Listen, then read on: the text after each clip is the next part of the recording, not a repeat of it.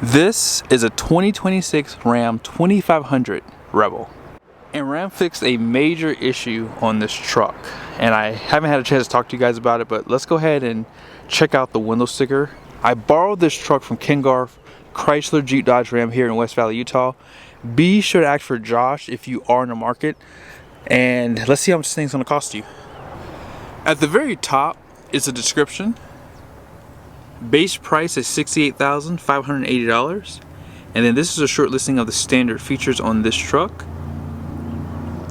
Starting off the options is Silver Zynith for $295. Safety group is $1995 with a Rebel Level 2 equipment group for $64.95. Has a lot of features, so be sure to pause.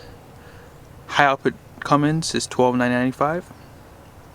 And you guys see right there, destination is $21.95 with a total price of $92,890. Now, some of you guys had a lot of dislike for this front grille in the Power Wagon video I did, so I have to give you a second look at it. Maybe it'll grow on you on this video. I personally think it's very bold styling, and it really does work on this truck. The only negative thing is I wish they would have done something similar down below so that it was a little bit more cohesive, I guess. Although Rebel is considered Ram's off-road trim, it doesn't give you any increased ride height. They do give you more aggressive tires, but they do add 20-inch wheels, which we'll look at here in a second. But on the front end, premium lighting. Also, you guys see you have more of a rugged front end with the black bumper. Front parking sensors are there. Now remember, there are a few options on this truck. For example, that Sport Performance hood, it's an option. So if you want that, you have to opt for it. This does have the active grille shutters, and it's pretty cold today, so that you can see that they're closed off slightly. And then here's a quick peek at those tires. Very aggressive. These are Goodyear Wrangler Duratracs, the exact same size as the regular Ram 20-inch wheel tires, which is 285, 60, 20, 33.5 inches in height, 11.2 inches in width. So they're a little bit meatier for sure. And one thing I like about the tire is look how much coverage it has. So if you do plan on going off-road and you're going rock crawling, it does really protect the lip of the wheel pretty good. Have a machine face with a blackout. And here's a nice side view of the truck. That Sport Performance hood really works well. Now, you guys see all the badging on the truck here? It's all blacked out. These mirrors were upgraded. Now they're heated, power, everything with lighting. Also, these power deployable running boards, that too was an option. Smart key system, I believe, is an option on this truck. So that 92 grand price tag does bring a lot of nice upgrades to this truck here. Now that's skid plate for that transfer case does come a part of this Rebel package. Also, you see right there, you get that skid plate for your fuel tank. That's a 31-gallon tank. Your DEF tank size is 7.5 gallons.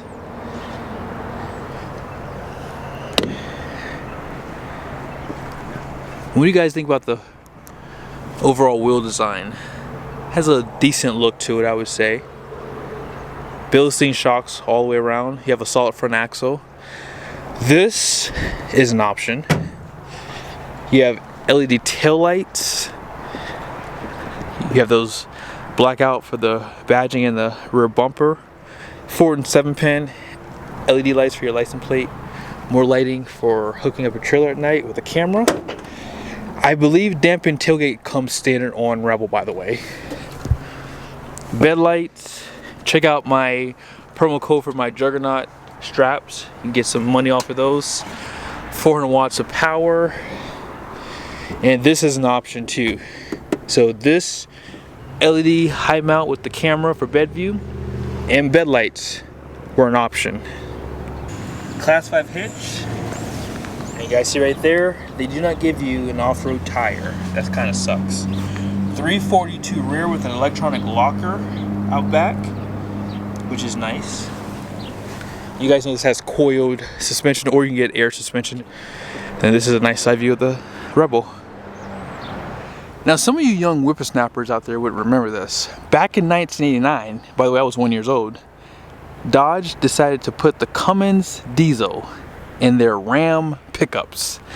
And they basically sucker punched Ford and GM in the face. Everyone watched it happen. I was 1 year old. I was watching this. I'm telling you, I was so young and I remember this like it was yesterday.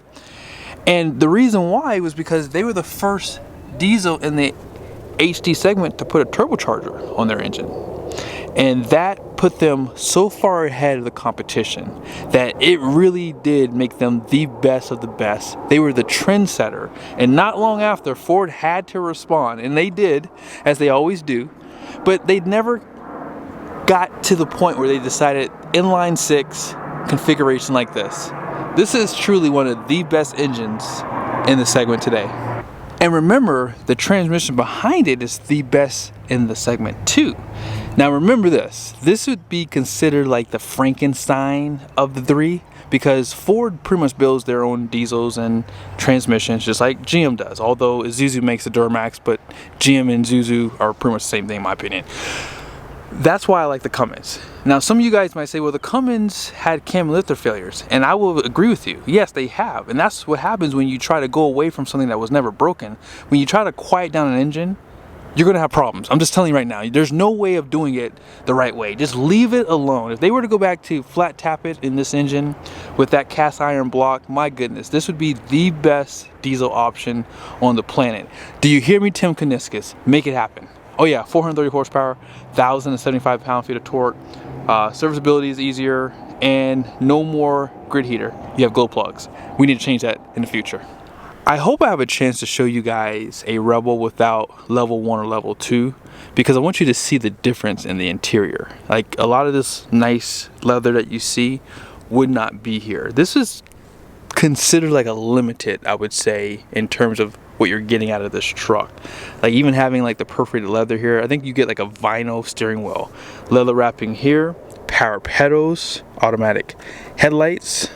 These floor mats were a part of this package too. 10-way seat, tilt headrests. I like this badge here too, by the way. 12-inch display, 14.5-inch display. That is an option. That passenger screen, let's go over to that side really quickly. Yep, that guy is an option. Here's one of your Rebel badges. Power seat on the passenger side, option, but it comes as part of that level 2 equipment group. Out back,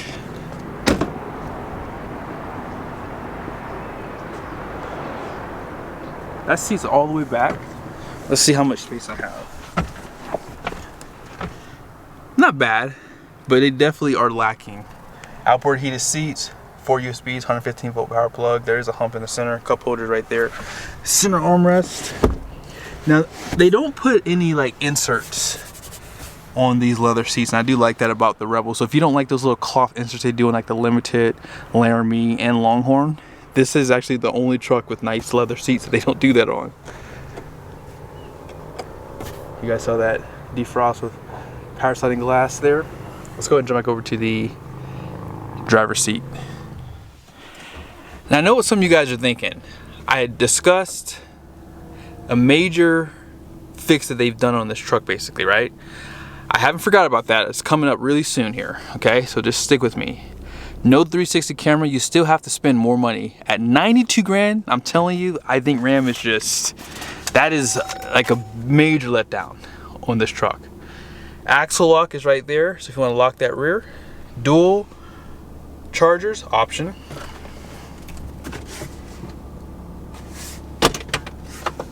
Love the storage. I love that this slides too.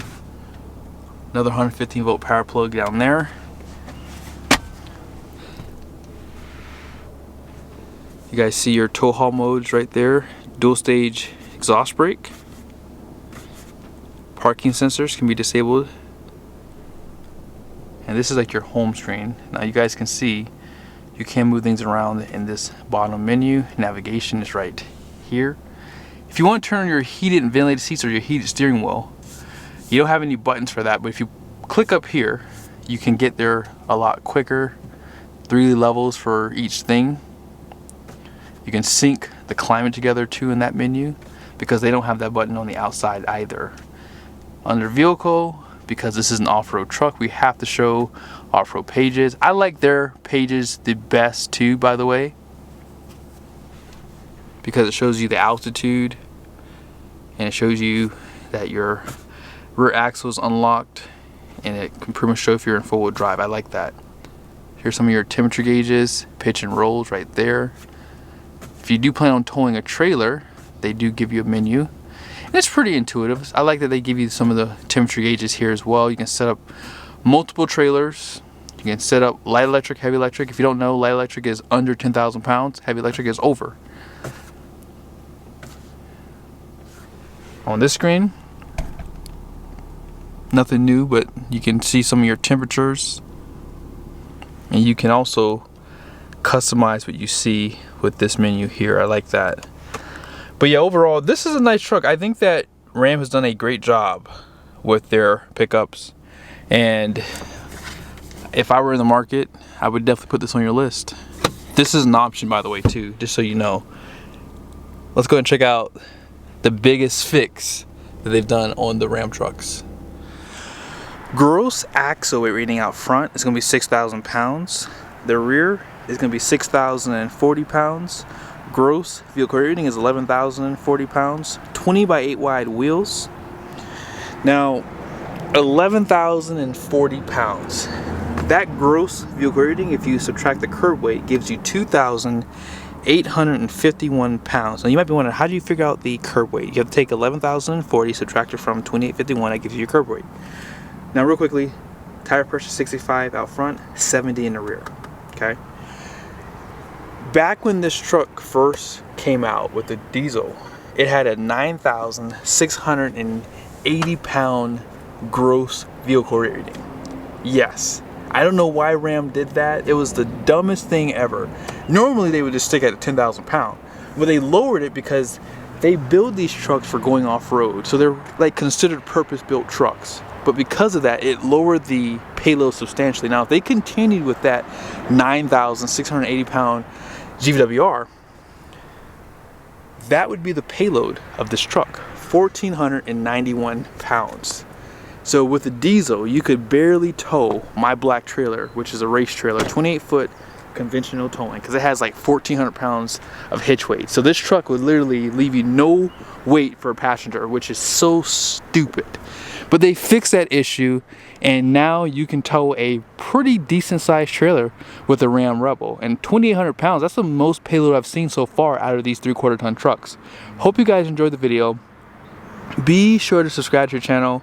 Make sure your notifications are on. See you guys in the next one.